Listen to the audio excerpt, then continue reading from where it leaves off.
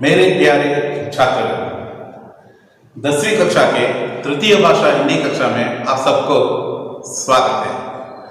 पिछली कक्षा में हम कश्मीरी सेब नामक पाठ को समाप्त किए थे।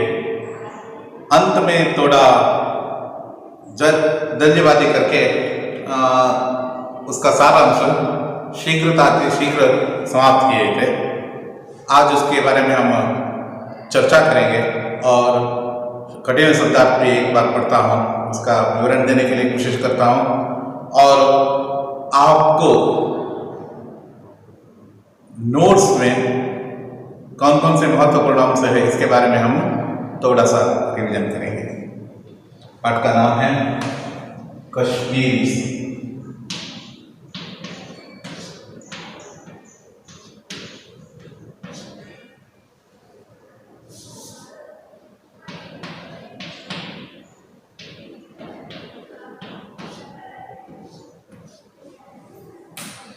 बच्चों,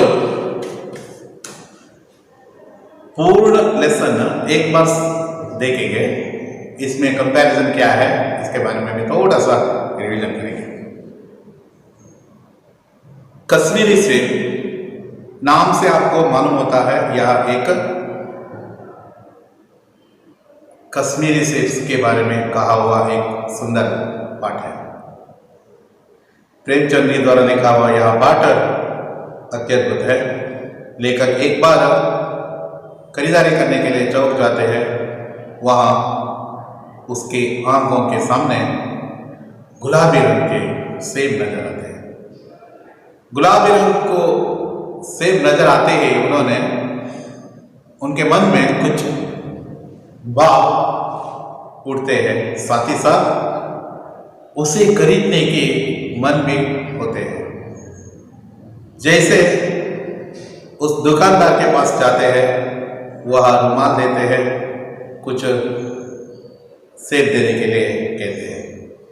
जैसे ही रुमाल मिलते ही दुकानदार समझ लेते हैं यह आदमी खरीदारी करते वक्त सावधानी अपनाने वाला आदमी नहीं है, इसलिए इसको आसानी से धोखा हम दे सकते हैं, ऐसा वह सोचते हैं। इसलिए दुकानदार अपने लौंडे से कहते हैं इशारा करते हुए, वहां भी देखिए इशारा करते हुए, क्या इशारा करते हैं?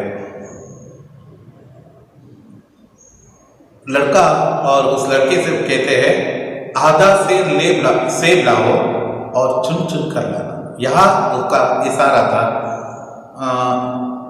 मालिक का इशारा वह लड़का समझ लिया और उसको चुन चुन कर लाया और चुन चुन कर लाकर एक लिफाफे के अंदर बांधा और बांधकर डायरेक्टली सीधा लेखक के रुमाल में बांधकर लेखक को दे दिया।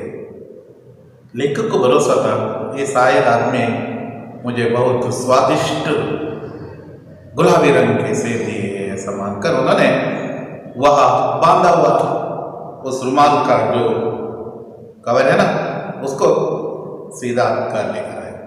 घर लेकर आते ही शाम को नहीं खाना है, इसलिए सुबह उठकर खाना है, ऐसा सोचकर उन्होंने जैसे था वैसे ही रख लिया और सुबह उठते ही नाश्ता करने के समय पर वह सेब खाने के लिए आगे बढ़ा।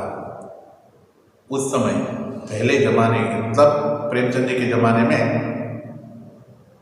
सेब सुबह खाते थे, शाम को नहीं। हम आज रात को जब रात के समय खाना ये सभी खत्म होते हैं ना, उस समय सेब खाते हैं, लेकिन उस समय तो कुछ अलग ही था। बच्चों, सुबह उठते ही सेब देखा तो उस सेब में पूरा सेब चारों के चारों सेब भी खराब था। एक सड़ा हुआ था, एक आधा सड़ा हुआ था, एक पिचक गया था और दूसरा सड़ा तो नहीं था लेकिन एक काला सड़ा था। वह देखने पर लेखक ने मान लिया कि दुकानदार ने मुझे धोखा दिया है, और लेखक को यह भी मालूम हुआ कि केवल दुकानदार का ही पात्र नहीं है, मुझे वह धोखा देने में मेरा भी सहयोग है। उनको मैंने धोखा देने के लिए प्रेरित किया था, यानी रुमाल देने का अर्थ है मेरा सावधानी नहीं है, यह मानकर उन्होंने मुझे धोखा दिया है। यदि एक सेब सड़ा हुआ तो और एक सेब खराब हुआ तो उतना दुख महसूस नहीं करता था, लेकिन चारों के चारों सड़ा होने पर थोड़ा उदास। और उसके बाद में उसको इससे पहले हुए एक और घटना याद आया, जब वह मोहर्रम के मेले में गए तो रेवड़ी लेने पर 1 पैसे देने की जगह पर 50 पैसे दिया था, और 50 पैसे वापस लेने के लिए जाते हैं तो बाकी का पैसा वापस लेने के लिए जाते हैं, तो वह दुकानदार, रेवड़ियां बेचने वाले दुकानदार 50 पैसे वापस किया और साथ ही साथ क्षमा मांगा। देखिए यहाँ 2 घटना है। एक, सेब बेचने वाला उसको धोखा देने की इंटेंशन से ही धोखा दिया था, उसको मद्देनजर रखकर ही उन्होंने धोखा दिया था। धोखा देने वाले धोखा देते हैं। यहाँ रेवड़ी बेचने वाला क्षमा मांगा, मेरे गलती को माफ कर दो ऐसा कहकर क्षमा मांगा।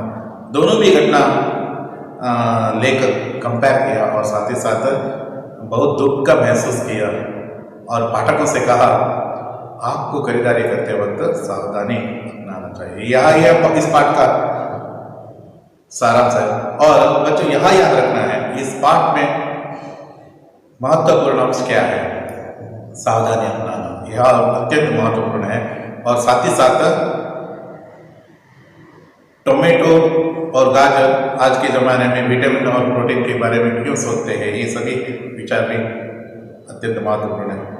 सबसे महत्वपूर्ण प्रश्न है सेब की हालत के बारे में लिखिए। वेरी इंपॉर्टेंट क्वेश्चन है। सेब की हालत यह अत्यंत महत्वपूर्ण है। और एक वाक्य में उत्तर लिखिए, देखेंगे। उससे पहले हम शब्दार्थ में एक बार पढ़ देता हूं, देखेंगे बच्चों। शब्दार्थ देखिए, मैंने लिखकर दिया था, फिर भी एक बार पढ़ता हूं। मेवा परोसो, मेवा या ताजे फल बेचने वाला, नजर दृष्टि निगाह दिखाई देना, नीम कौड़ी नीम का फल, स्वाद रुचि,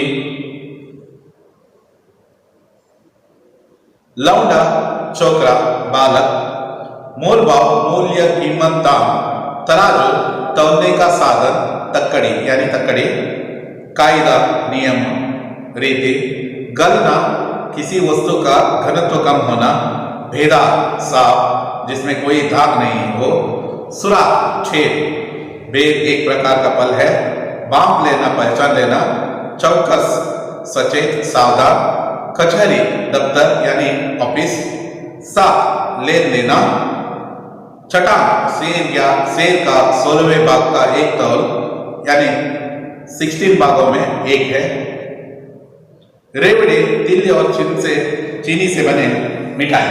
याद रखना है, यह आपके लिए रहने वाले शब्दार्थ है। और इसके अलावा हम देखें तो इस पाठ में एक वाक्य का प्रश्नोत्तर भी आते हैं, 2 वाक्य का प्रश्नोत्तर भी आते हैं। 2 वाक्य का प्रश्नोत्तर में मैंने कहा था आपको अत्यंत महत्वपूर्ण है, सेब की हालत के बारे में लिखिए। और दूसरा महत्वपूर्ण अंश है, आजकल शिक्षित समाज में किसके बारे में विचार किया जाता है, अत्यंत महत्वपूर्ण है। यह भी क्वेश्चन पूछ सकते हैं। और बाकी 2 क्वेश्चन है वह भी महत्वपूर्ण नहीं है। एक वाक्य में उत्तर लिखिए। देखिए, लेकर चीजें खरीदने गए थे। कहाँ चीजें खरीदने गए थे? चौक। लेखक को क्या नजर आया? रंग बिरंगे और गुलाबी रंग के सेब नजर आया। पेज नंबर 6 में देखिए,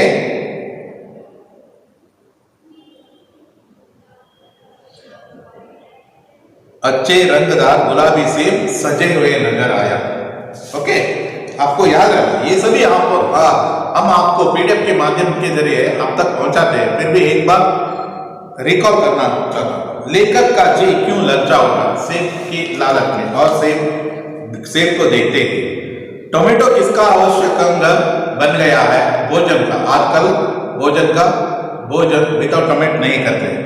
स्वाद में सेब किससे बढ़कर नहीं है? आम से बढ़कर नहीं है। रोज एक सेब खाने से किनकी जरूरत नहीं होगी?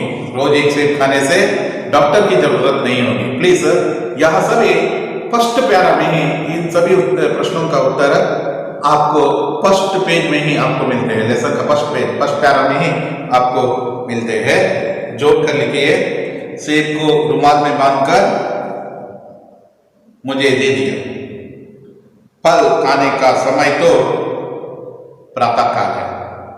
एक सेब भी खाने लायक नहीं। व्यापारियों की साख बनी हुई है।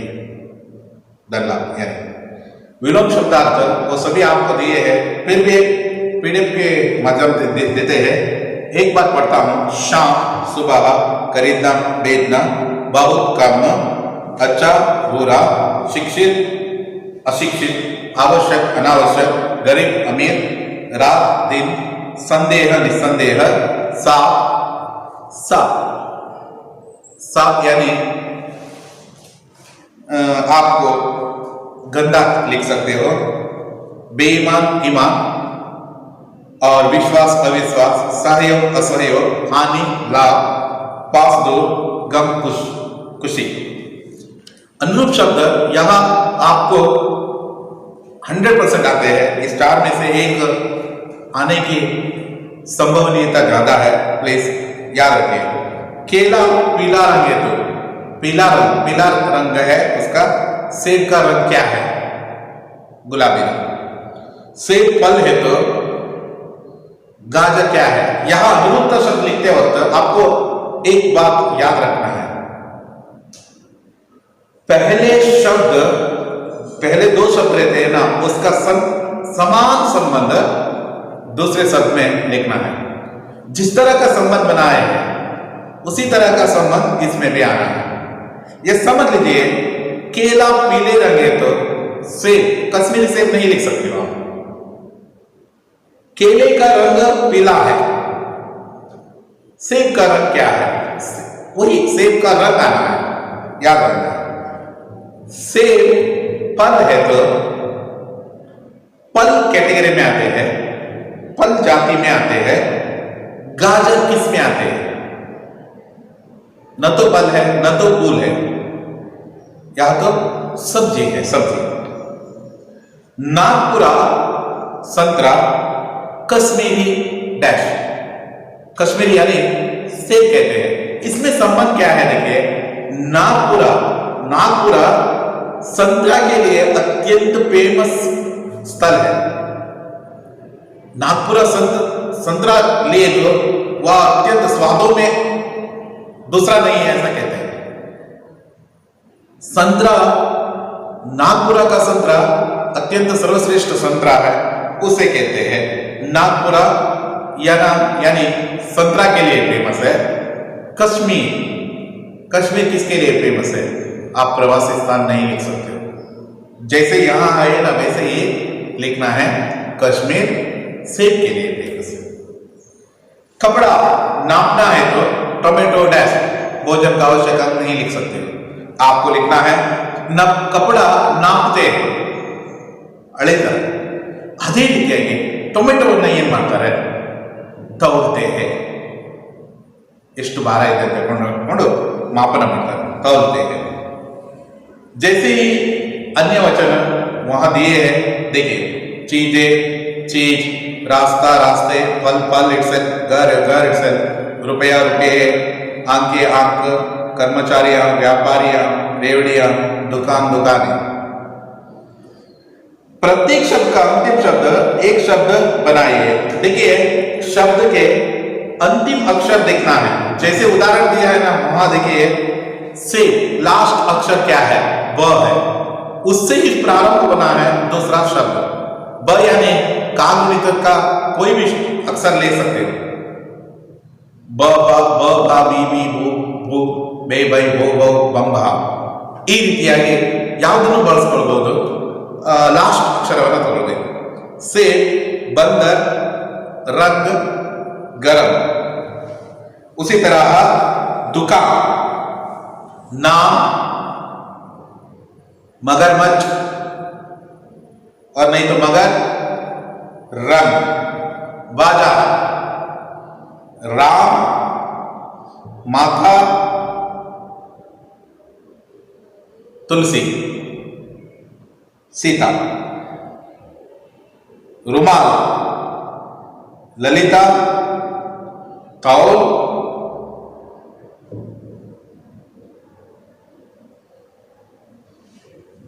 तितली, लता, तितली।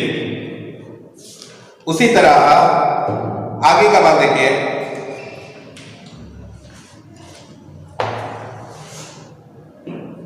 वाक्यों को सही तरह से लिखना है और कन्नड़ में अनुवाद भी आपको करना है, कन्नड़ या अंग्रेजी में अनुवाद करना है, कन्नड़ या अंग्रेजी में अनुवाद करना है, वहां भी देखिए। ऐसा के पहले सही क्रम में लिखना है। सही क्रम यानी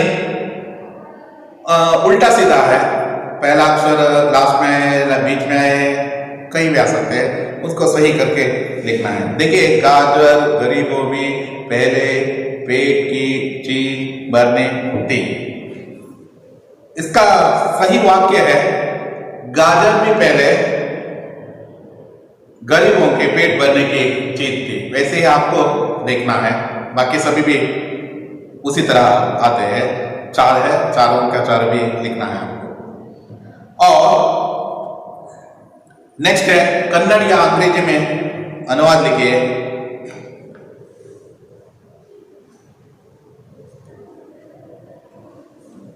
कन्नड़ में या अंग्रेजी में अनुवाद लिखिए। ಯಾವ್ದಾದ್ರು ಒಂದರಲ್ಲಿ ಬರೆದು ಸಾಕು, ಎರಡರಲ್ಲೂ ಬರೀಬೇಕಂತಿಲ್ಲ। ಇವನ್ इन एग्जाम आल्सो इन दोनों में से एक आप लिख सकते हो। जैसे देखिए, गाजर भी पहले गरीबों के पेट भरने की चीज थी।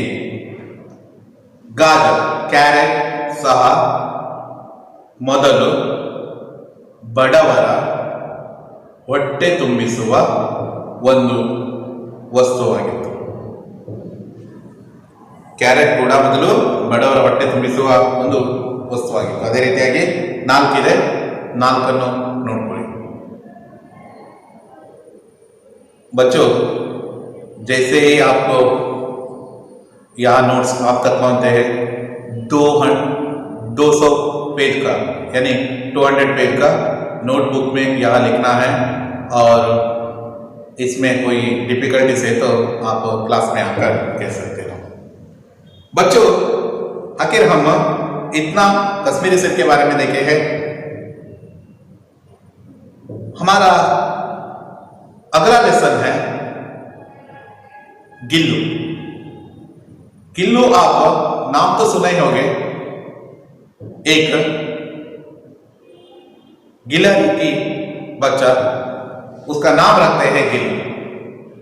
गिलहरी अंदर ಗೊತ್ತಿದೆ अಳಿಲು, जिसके पूंजे झब्बेदार होते हैं, बहुत लंबे रहते हैं, उसके आकार से भी बहुत बड़ा रहता है। और अಳಿಲು अंतिम आपको चित्र में भी दिए हैं, पेज नंबर 13 में दिए हैं। देखेंगे हम गिल्लू नामक लेसन पाठ के बारे में। आज हम चर्चा करने वाले नहीं हैं, आने वाली कक्षा में हम इसके बारे में चर्चा करने वाले हैं, लेकिन इसका प्रारंभ तो आज कर रखता हूं। मनुष्य के लिए अत्यंत प्यार करने का एक चीज है, तो एक तो प्राणी आते हैं, दूसरा पक्षी आते हैं, पेड़ आते हैं, ये सब मनुष्य इन सब से अपनी भावना बांटते हैं। उसी तरह लेखिका इस पाठ में बहुत प्यार करते हैं गिल्लू। इतना प्यार उसको पालने से अंत तक उसका देखभाल इस पाठ में है। देखिए, अद्भुत पाठ है। इसमें आपको 4 मार्क का एक क्वेश्चन आ सकते हैं, नहीं तो 3 मार्क का तो अवश्य आएगा। प्लीज याद रखना है, अत्यंत मोस्ट इंपॉर्टेंट पाठ में से एक कहलाते हैं। बच्चों, अगले कक्षा में इसका विस्तृत अध्ययन हम इस इस बार इस क्लास में करने वाले हैं।